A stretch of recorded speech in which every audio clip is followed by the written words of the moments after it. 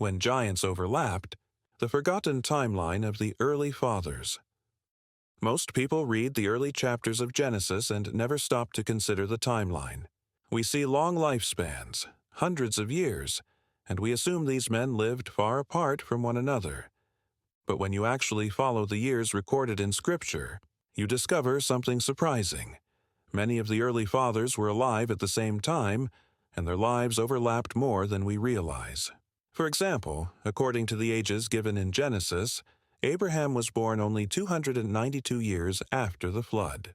Noah lived 350 years after the flood and died at 950. That means Abraham was 58 years old when Noah died.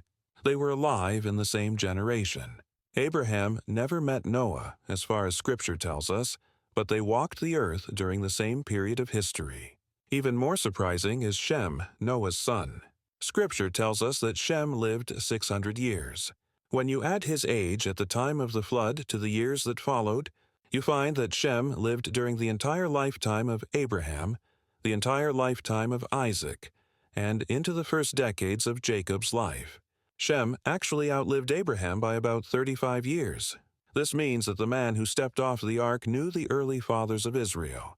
The faith, the covenant history, and the knowledge of God as works were not passed down through endless generations, but through just a few key witnesses. And it doesn't stop there. Adam lived 930 years, and his life overlapped with the father of Noah. Only 2 men stood between Adam and Noah. The memory of creation, the fall, and the earliest days of humanity was not ancient to them. It was direct. Why does this matter? Because it reminds us that the early record was preserved through living testimony. These men did not live in disconnected ages.